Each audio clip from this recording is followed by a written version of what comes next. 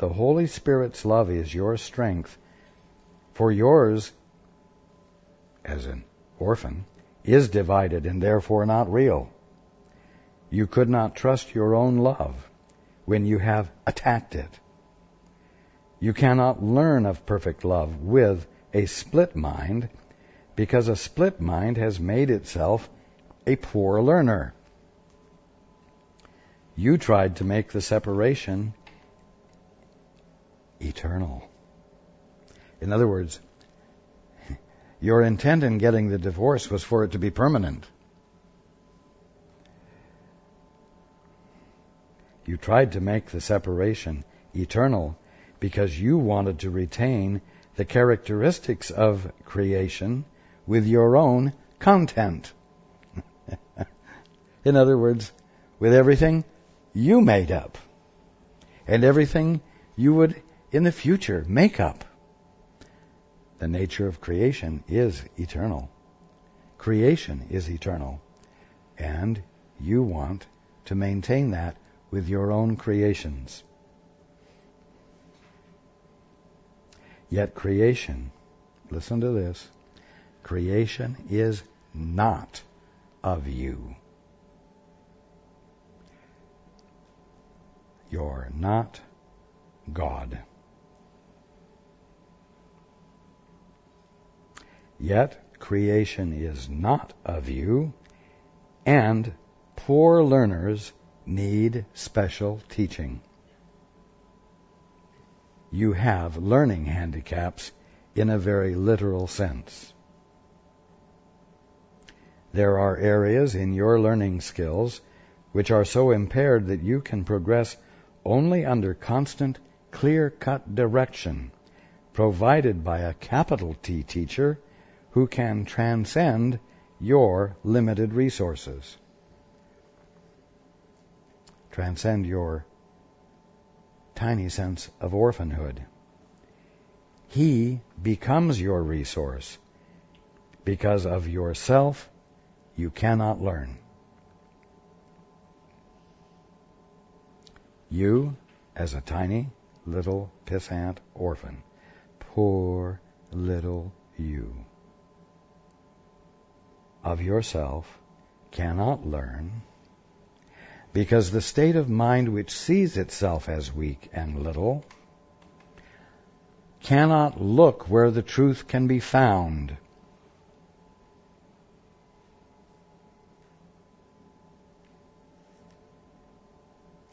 Because it insists on looking and can only look within the narrow confines.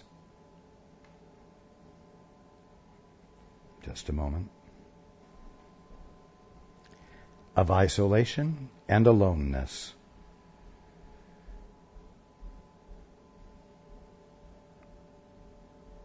The learning situation in which you placed yourself when you got your divorce is impossible. And in this situation, you clearly require a special capital T teacher and a special curriculum. Poor learners are not good choices for teachers, either for themselves or for anyone else, which is one of the reasons that it's not a good idea to take on your brother as a student when you have no resource from which to teach him that's any better than the resource he already has. And if his resource is tiny, isolated aloneness, and yours is tiny, isolated aloneness, neither of you can learn anything new from each other. That's why we're getting our own heads on straight first. Poor learners are not good choices for teachers, either for themselves or for anyone else. You would hardly turn to them to establish the curriculum by which they can escape from their limitations. If they understood what is beyond them, they would not be handicapped. Now, as we read this, it sounds like a rather bleak picture of you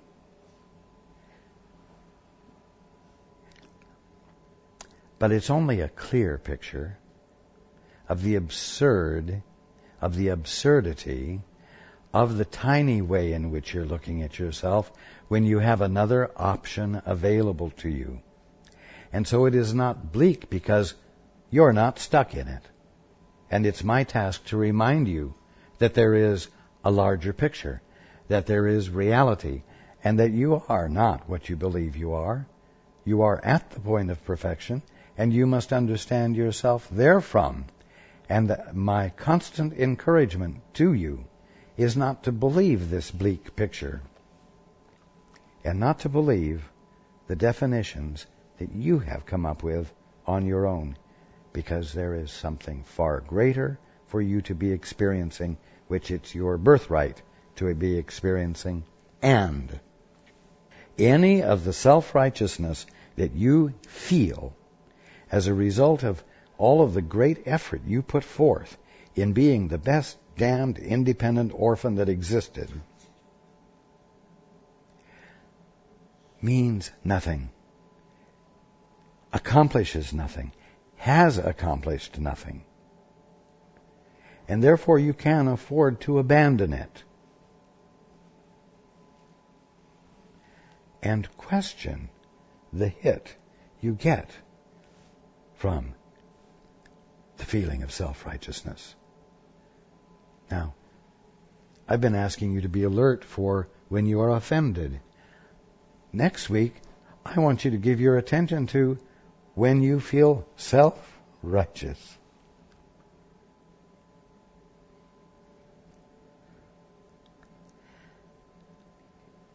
Whether it's offense or whether it's self-righteousness, there's always inequity in the picture.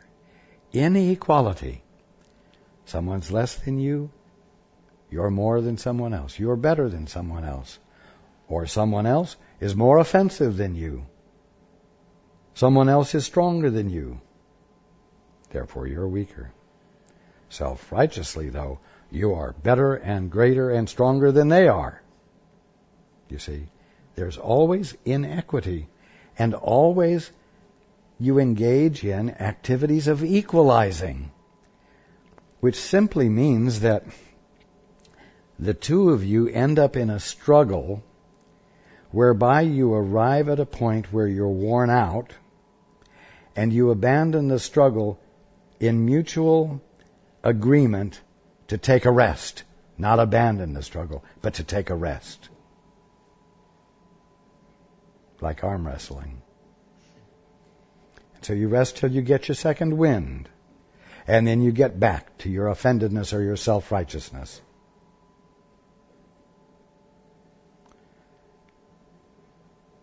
And all the time, you're functioning in the orphanage.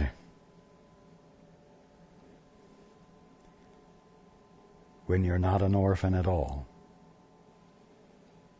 And you don't need to continue to be caught in the exhilarating drama of the overcoming of inequity.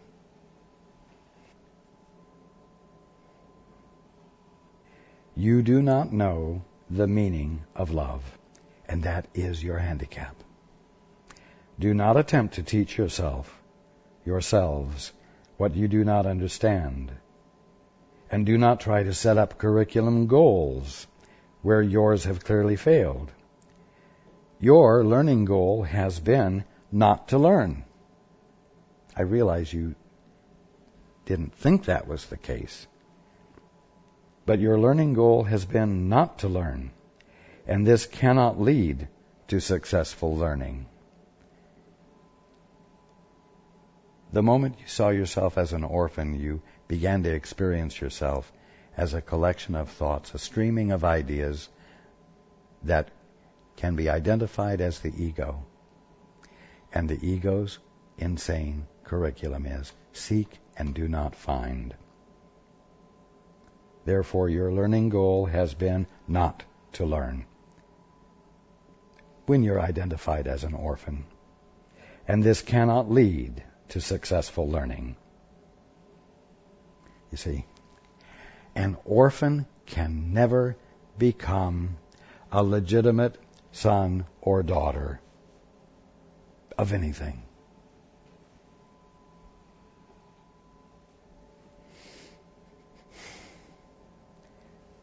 The only thing that will be meaningful will be the realization that you are not, cannot have been, and never have been an orphan.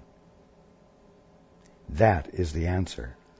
And that answer comes from outside the arena of the concept of orphanhood.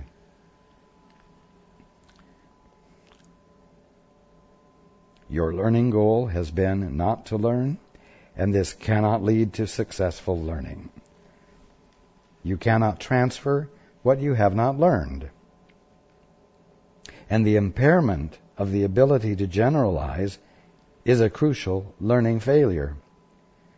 Would you ask those who have failed to learn what learning aids are? What learning aids are for? They do not know.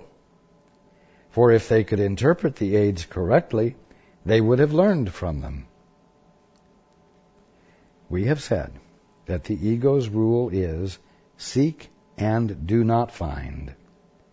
Translated into curricular terms, this is the same as saying, try to learn, but do not succeed. The result of this curriculum goal is obvious. Every legitimate teaching aid, every real instruction, and every sensible guide to learning will be misinterpreted.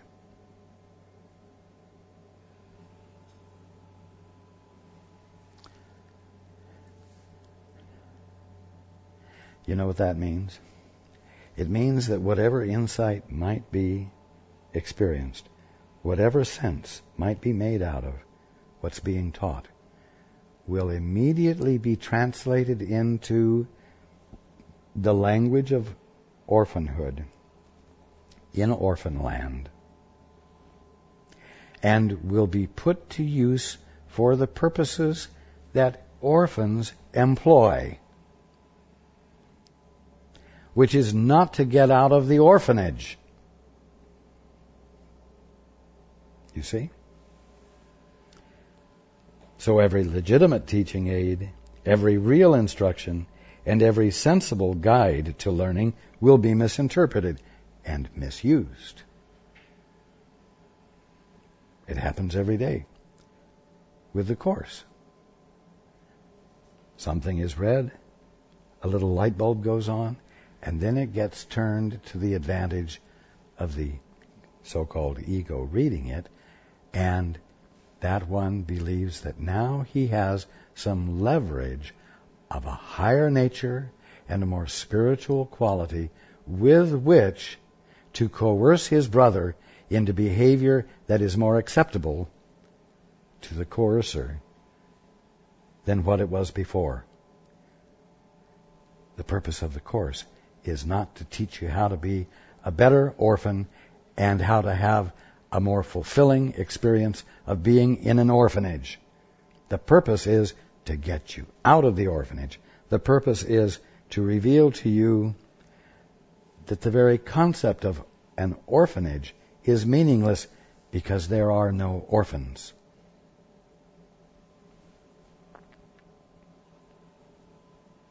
Every legitimate teaching aid, every real instruction, and every sensible guide to learning will be misinterpreted, for they are all for learning facilitation, which this strange curriculum goal, the ego's, is against.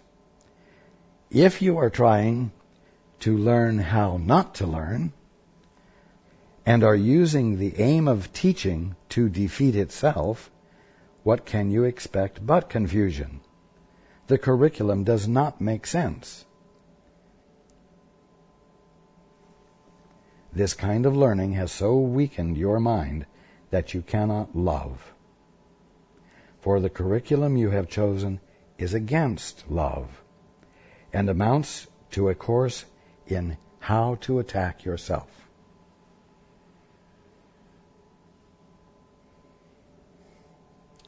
What is love?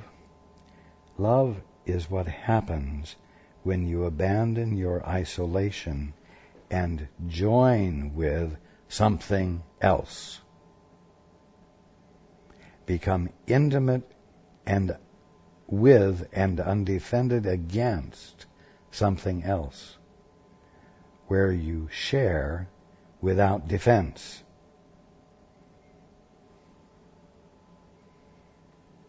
But the ego's insane curriculum is intent upon maintaining boundaries.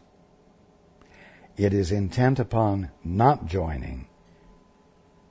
It is intent upon constantly reinforcing and resubstantiating isolation. Be sure that as you learn from the Course and your association with it, that you do not take what you are learning to be a better tool for a higher level of enforcing isolation. This kind of learning has so weakened your mind that you cannot love, for the curriculum you have chosen is against love and amounts to a course in how to attack yourself. Now, a necessary minor, supplementing this major curriculum goal, is learning how not to overcome the split which made this goal believable.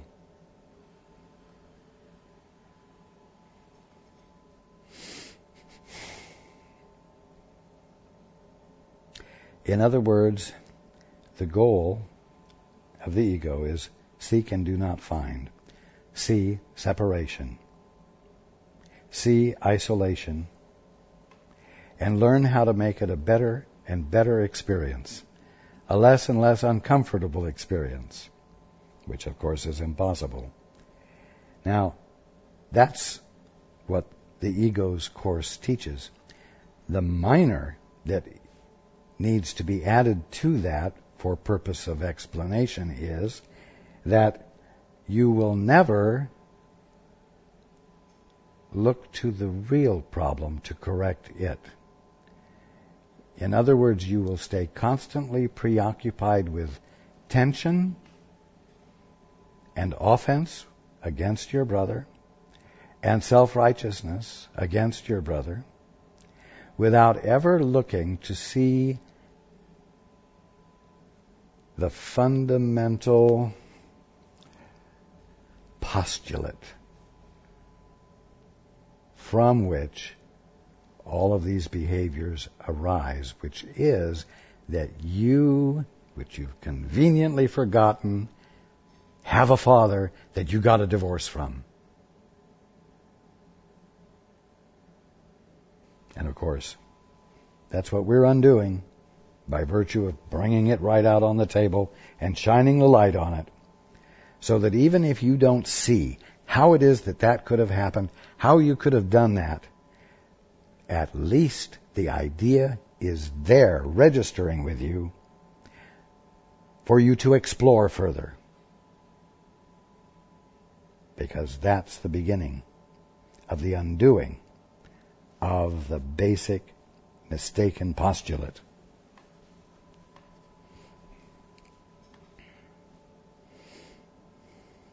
Again, a necessary minor, like a major and a minor in college, a necessary minor supplementing this major curriculum goal is learning how not to overcome the split, the divorce from your father, which made this goal believable. And you cannot overcome it, for all your learning is on its behalf. Or it all has been on its behalf. Now you're beginning to weaken it by considering another option. Yet your will speaks against your learning, as your learning speaks against your will, and so you fight against learning and succeed, for that is your will. But you do not realize even yet that there is something you do will to learn, and that you can learn it because it is your will to do so.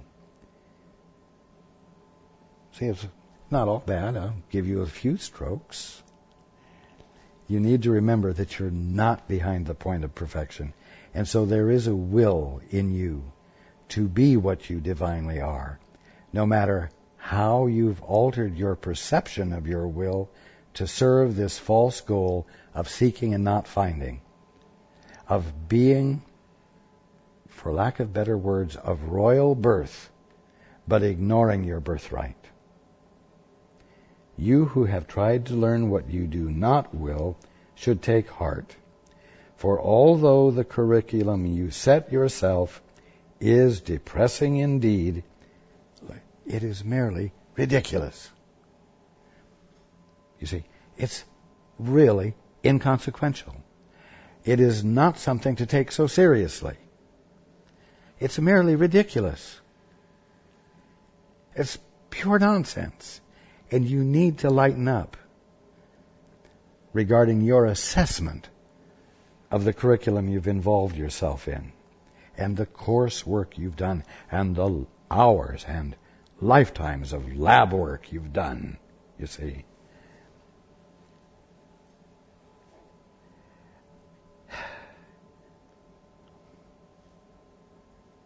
Is it possible that the way to achieve a goal is not to attain it?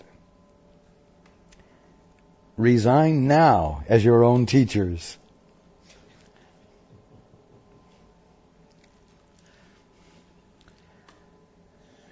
Oh, but that'll put you out of a job. Oh, but that'll put you out of an identity. Now, it'll put you out of an identification. Remember, we talked about the difference between an identification and identity. Identification is a concept, a picture you've drawn about yourself. And your identity is what is unchangeably. Resign now as your own teachers. This resignation will not lead to depression.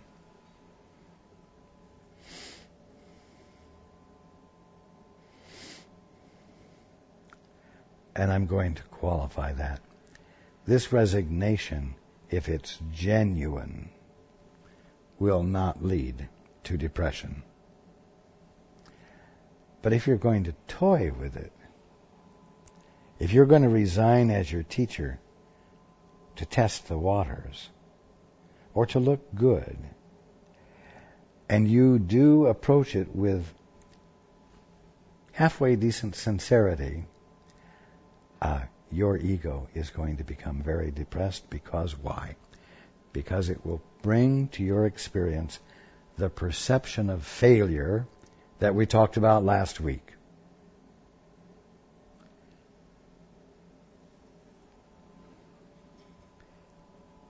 This resignation, if it is genuine, will not lead to depression. It is merely the result of an honest appraisal of what you have taught yourselves and of the learning outcomes which have resulted. But you see, it doesn't need to be depressing because it's merely ridiculous.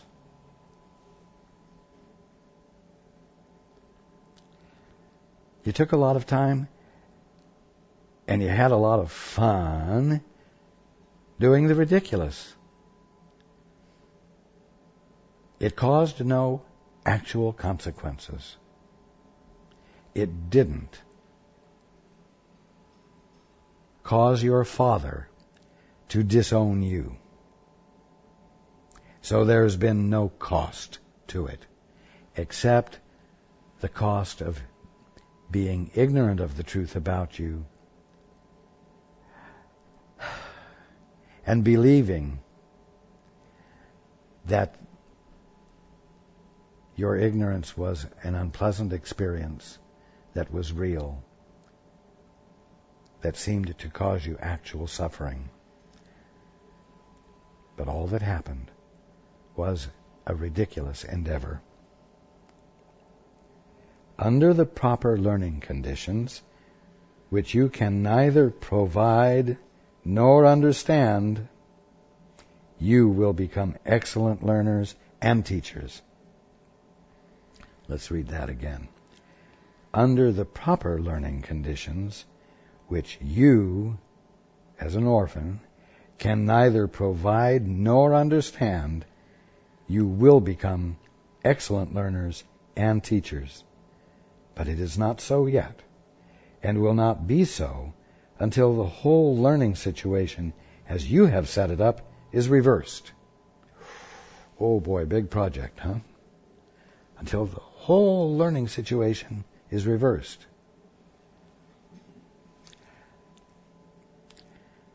To reverse the learning situation is the equivalent of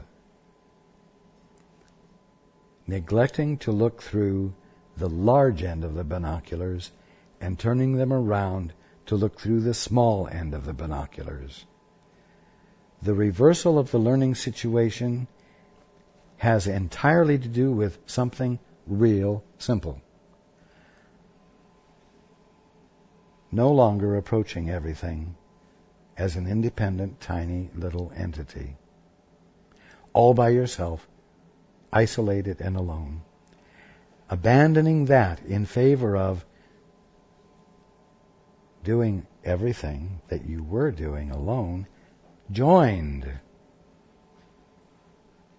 so that the isolation is broken that causes your ignorance to constantly be reinforced. And instead having the experience of that which is nothing more than your right mind, the Holy Spirit, guiding you and teaching you how to see reality as it really is, instead of how it looks through the lens of orphanhood. You see? A miracle is a sudden shift of perception, not a sudden shift of activity, not a sudden shift of endeavors, not a new way of being with your brothers through mutual agreements, not hard work, but a willingness to look with innocent eyes, a willingness to look with fresh eyes that are led in what they see by the loving, supportive guidance of one who knows what is really there, who stands on behalf of your seeing what is really there, because it's your birthright, and who therefore stands in total support of you,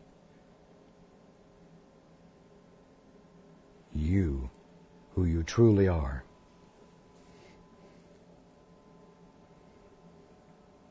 Your learning potential, properly understood, is limitless because it will lead you to God. It will lead you to the conscious experience of that which is infinite. You can teach the way to Him and learn it if you follow the capital T teacher who knows it and his curriculum for learning it. The curriculum is totally unambiguous because the goal is not divided and the means and the end are in complete accord. In other words, seek and you will find is an endeavor. The goal and the result are in complete accord with each other. But to seek something and not find it is for the goal and the end result to not be in accord. You see? The curriculum is totally unambiguous because the goal is not divided and the means and the end are in complete accord.